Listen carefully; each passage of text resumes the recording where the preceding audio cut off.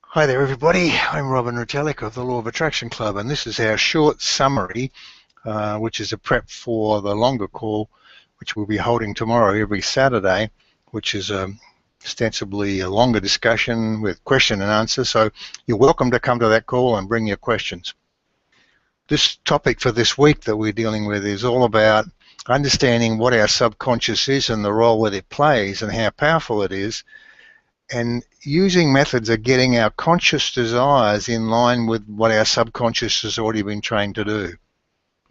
And so that's the subject here, and here's Tara.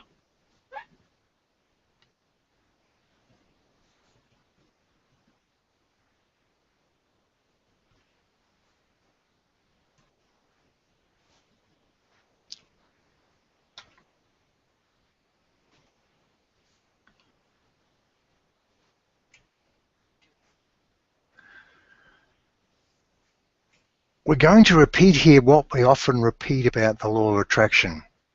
And we want you to hear these words and really think about your reaction to them. You can have, be, or do anything. There is nothing you cannot change. Creating a galaxy is as simple as creating a hot meal. So what was your reaction? Perhaps you might sort of believe it, but internally you water it down to something like being positive is a generally good idea. And if so, you're missing the point. Or you might believe it theoretically, but doubt your ability to personally live up to it. If this is you, then stick with us here and let's see if together we can shift some of that for you. Can you change your autopilot mind, your subconscious?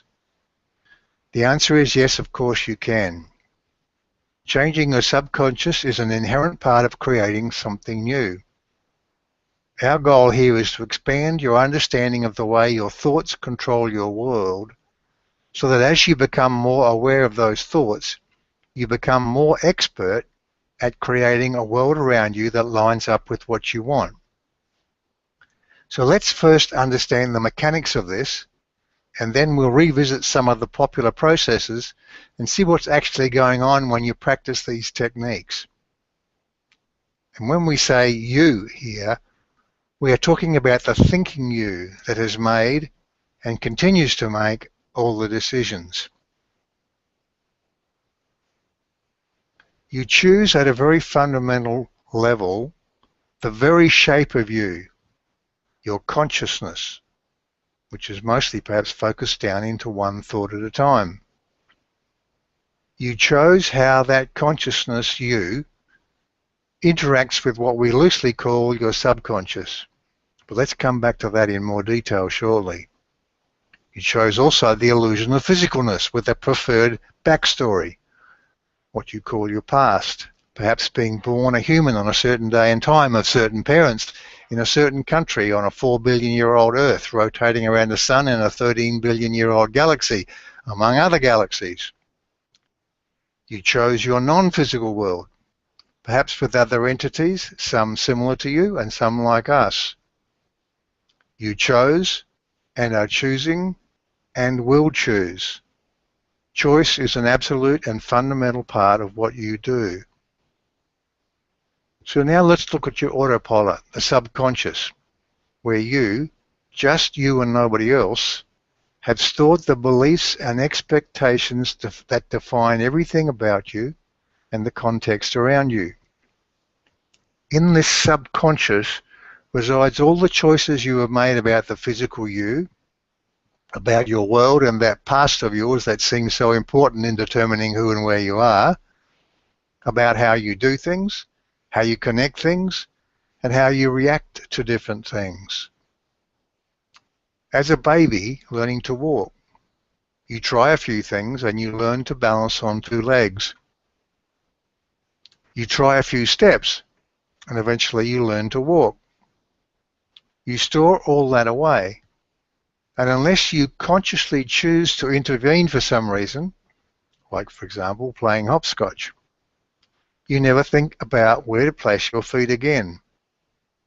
You taught your subconscious to handle it, and it does. Similarly, you learned to talk, by which we mean you consciously learned and then taught your subconscious how to do it. Now, when you speak, you choose a block of thought, and your autopilot chooses the words and speaks them. And by the way, sometimes as you react, your autopilot also chooses thought. You taught it how your world is. When you woke up this morning, there it was, the bed, the walls, the floor, time and gravity. It was there because you knew it would be, but not because you consciously thought of it. Your subconscious provided the design, and the law of attraction provided the illusion.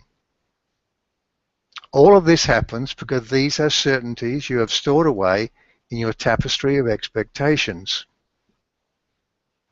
Now consider going on a roller coaster ride. If you thought there was any real danger, you wouldn't go on it. But your logical, conscious mind says, this is safe. And yet when you reach the apex and dive into what seems like free fall, your subconscious is screaming danger at you. Without that, once again, you wouldn't go on it because there would be no thrill. What would happen, do you think, if you were forced to ride it for an hour every day? You would be training your autopilot that there is no danger here. Once that habit of thought takes over, the ride becomes boring. Now consider climbing a hill with a slope on one side and a cliff on the other. Your autopilot handles climbing up the slope. It knows what to do and it sees no problem. Then say you stand at the top of the cliff and you recall our words that you can do anything. You can fly. It's as simple to successfully fly off the cliff as it is to go down the way you came up, and it could be a lot more fun. Your autopilot is of course saying, danger. What is your conscious mind saying? Well, if you haven't yet reached the point of certainty about flying, it's probably saying not at this time, and we would agree with that. We are not proponents of the idea, jump and the parachute will appear. How then do you teach your subconscious a new habit of thought when you can't safely practice the new way of doing things?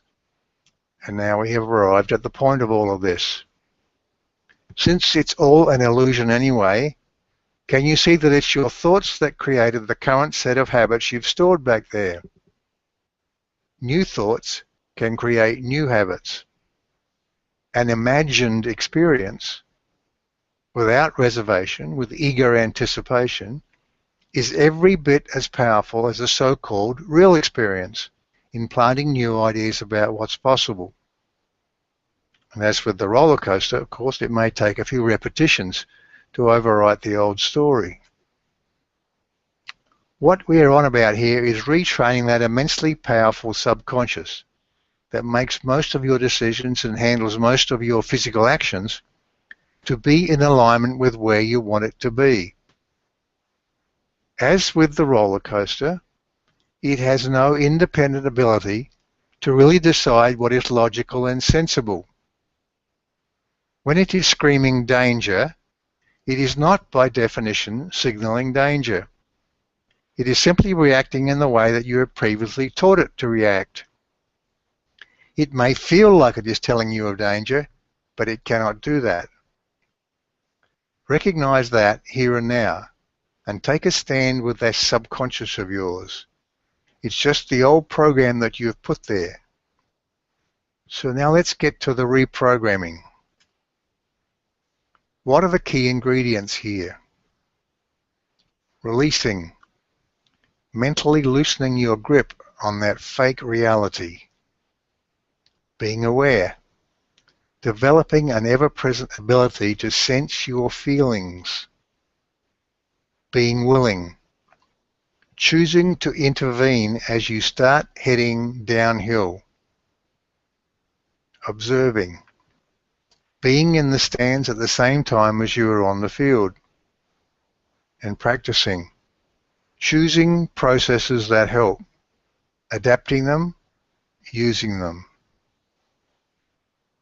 Any process that gets you away from business as usual, day to day, month to month thinking can help. We'll be going into these in more detail this week, but in summary, here's our favorites. Letting go. Our best yet 5-step process.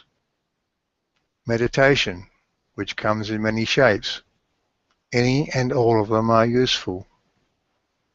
Appreciation rampages, a great way to focus on happy things. Channeling, something all of you can do, a great tool. Finding like minds, choosing company that supports you. So, join us, of course, in our longer session. We welcome your questions, and we look forward intensely with great joy to those interactions. And we are complete.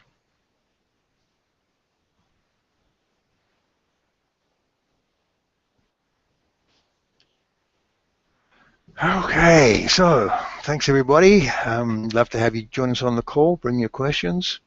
That's what makes it fun. And we look forward to seeing you there. Bye for now.